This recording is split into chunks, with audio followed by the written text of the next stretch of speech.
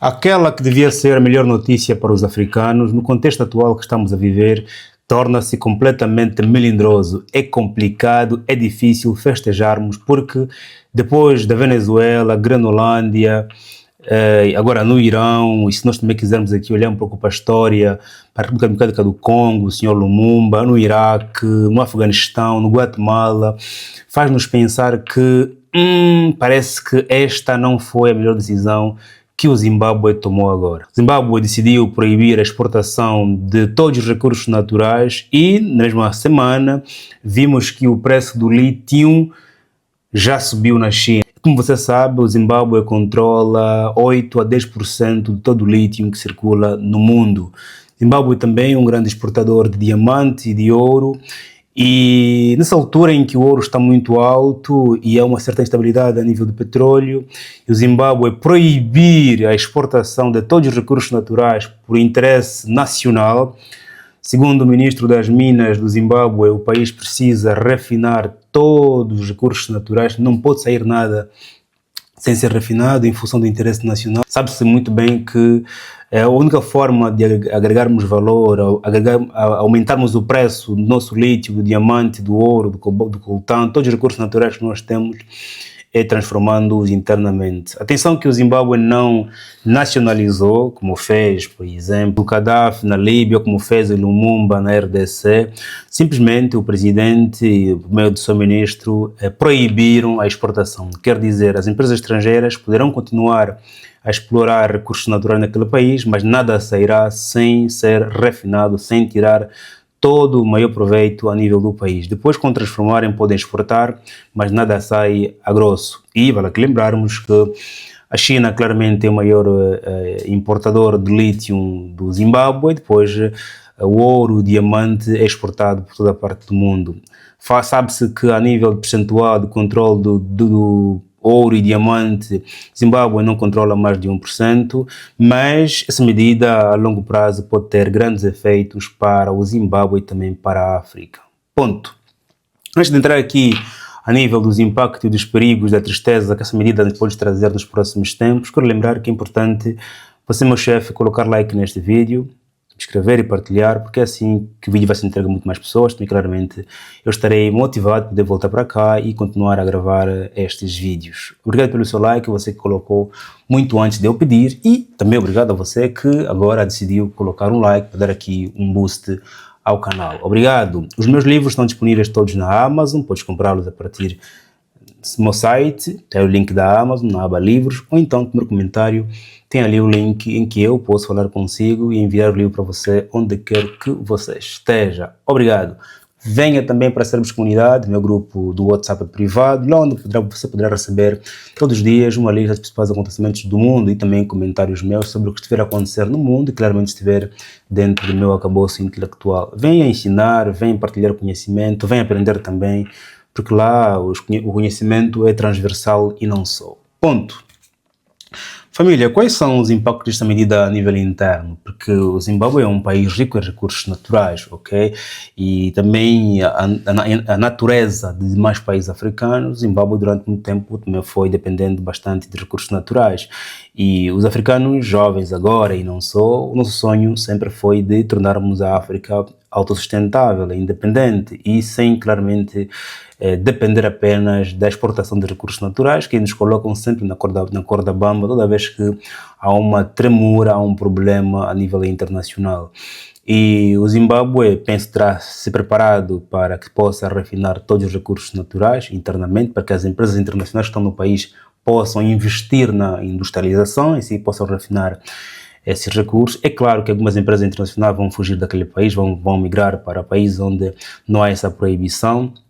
E a nível interno tem sim algumas consequências, como por exemplo, do momento em que algumas empresas começarem a sair do país, se a medida for de longo prazo, porque essas medidas muitas vezes são aplicadas a curto prazo, depois ou a médio prazo, mas se a medida for de longo prazo, depois de mais de 6 meses, vermos algumas empresas a saírem do país e o Zimbábue ver-se a sua moeda a desvalorizar, porque começará a faltar claramente moeda forte, dólar e euro, para fazer a contrapartida em relação ao pagamento de compras de importações que o país faz. Usa a exportação como contrapartida para balancear aqui a balança de pagamento, para sacar a redundância. Ou seja, para que eu consiga importar, eu preciso vender recursos naturais para poder receber dólares.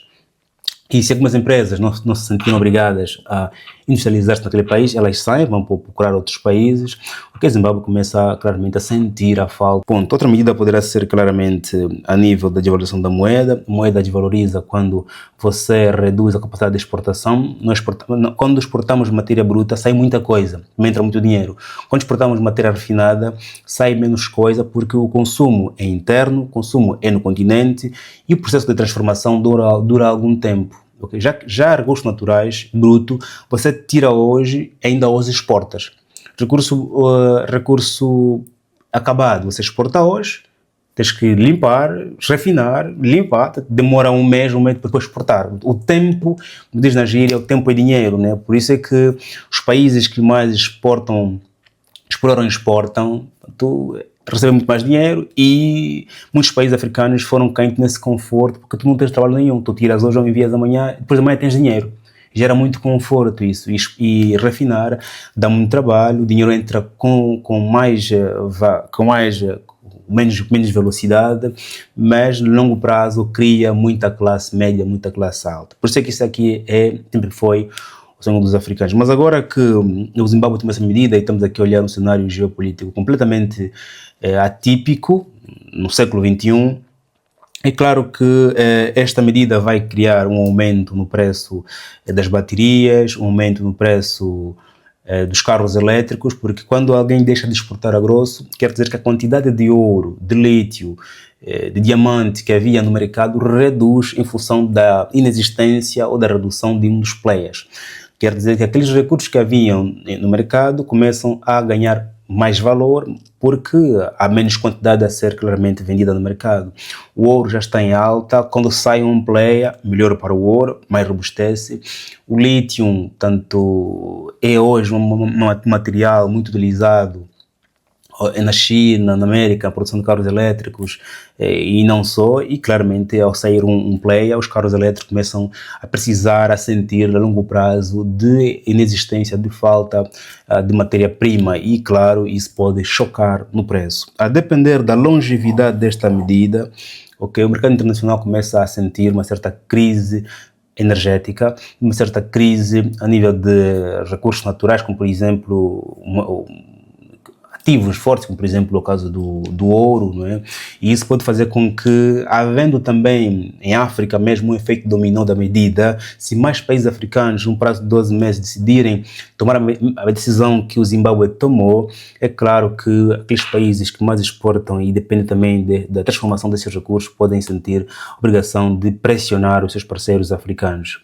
Geralmente isso começa com uma conversa diplomática, precisamos aqui rever essa questão aqui, pode exportar pelo menos X% da minha produção, e quando não se aceita a medida diplomática, claramente esses países depois entram por outras forças, por outras medidas muito mais forçosas.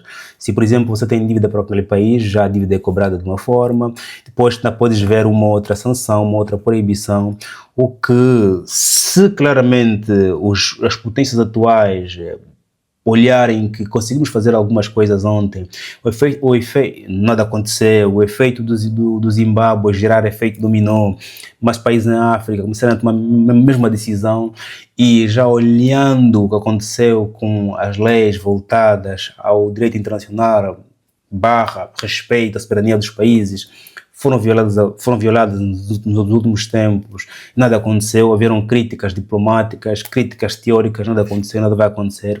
Claramente que o Zimbábue pode ser o próximo país a ser apertado. Ou você começou, ou você vai desligando aos poucos, ou claramente todos os outros países que tomaram essa medida vão ver-se forçados a alterarem as medidas, como Joaquim, por meio das sanções.